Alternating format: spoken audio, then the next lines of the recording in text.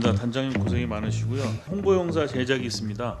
어떤 내용을 고양 기부제를 해달라는 취지의 내용이겠지만 컨셉이 잡힌 게 있나요? 지금 현재 이제 저희 자체 제작한 홍보 영상이 없거든요. 컨셉을 답례품이 어떤 내용이 있고 이 품목이 어떤 과정을 거쳐서 선정이 됐고 이 답례품이 어떤 지역에 연관이 돼 있나 그런 거 위주. 고양사랑 기부제 저희 관광지가 많다 보니까 그와 연관해가지고 좀 관광객들과 인터뷰하는 그런 내용으로 해가지고 좀 홍보 효과를 높이기 위해서 또 홍보 영상을 제작하려고 지금 하고 있고요. 키오스크와 이제 연관이 돼가지고 그렇게 해서 이제 하려고 지금 하고 있습니다. 그러면 이 영상을 송출하는 매체도 키오스크를 통해서 하실 건가요? 영상만 제작이 되면 거기서 이제 구동이 되니까 이제 그렇게 해서 하려고 있습니다. 그리고 이제 각종 축제 행사할 때 그때도 좀 활용하려고 좀 하고 있습니다. 몇 분짜리 정도로 예상하고 계십니까? 보통 뭐 길지는 않게요. 한 5분 정도 내외로 좀. 방법에 있어서 그게 관광지 쪽이나 그쪽에다 한다 그러면 효과에 대한 부분으로 보면 실제로 철원에서 사는 사람들 어차피 못 하고요. 출향 인사들이 주로 할 거. 철원에 연고가 있던 사람들.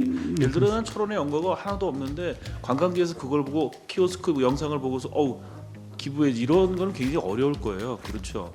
그러면은 결국에 나가 있는 분들 철원의 출향 인사들이나 철원에 연고가 있었던 분들 예를 들어 군생활을 하셨거나 어떤 연고로 근무를 하셨던 교원이 됐던 어떤 기관의 어떤 직원들이 그런 분들이라고 본다고 하면 아니면 미스복 철원 군민회 그런 분들을 본다고 하면 홍보의 방법을 좀 다각화해야 되지 않을까 싶은데 관장님 생각은 어떠세요? 그래서 먼저 재경 철원 군민회 때도 이제 행안부에서 제작한 홍보 영상을 이제 시연을 했어요. 그런데 굉장히 효과가 좋더라고요. 그래서 저희도 홍보가 이제 지역에 제한되지는 않고 이제 대외 축제라든지 재경 관련 그런 단체 모임이라든지 이런 거 할 때 저희가 이제 참여를 해서 직접 가서 이제 하는 홍보 위주로 좀 하려고요. 그렇게 하고 있습니다. 예. 맞습니다. 단장님 말씀대로 직접 가서 하는 게 중요하고요. 전략적으로 어떤 대상에게 어떤 타겟에게 그것을 송출할지 그것을 보여줄지를 선택하는 것이 가장 중요할 것 같아요.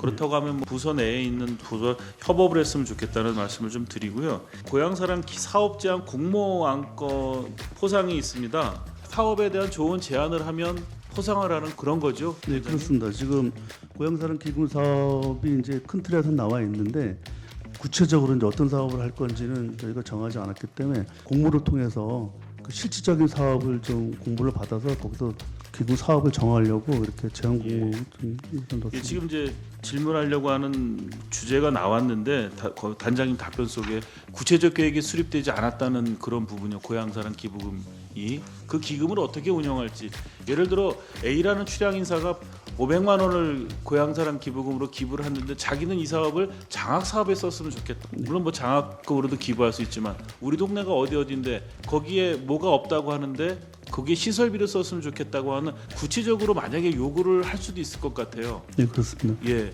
그러면 그런 제안이 좋은 게 특정하게 한 곳으로 제안이 몰릴 수도 있고 물론 이제 나누시겠지만 제안을 받으면 그 제안 받은 거에 대해서 포상을 하면 그 포상 받은 그 제안에 대해서는 사업으로 실행하셔야 되는 건가요? 아니면 실행하지 않아도 되는 건가요?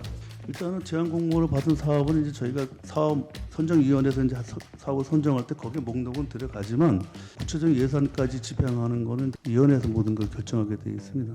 그러면 그거는 선생님이 제안하신 게 1등입니다. 1등상 100만 원 받고 그런데 그것이 선정위원회에서 이건 실행 가능성이 없기 때문에 예산 확보가 어렵기 때문에 이 사업은 이 제안한 공모 사업은 고양사랑 기부 사업 제안 공모에 대해서는 그냥 등수만 1등이고 실행을 안 한다. 이것도 앞뒤가 안 맞지 않나요? 제안 공모 사례 선정된 사업은 가급적이면 좀 반영해서 추진하는 걸로. 그래서 제가 좀 말씀을 좀 드릴게요.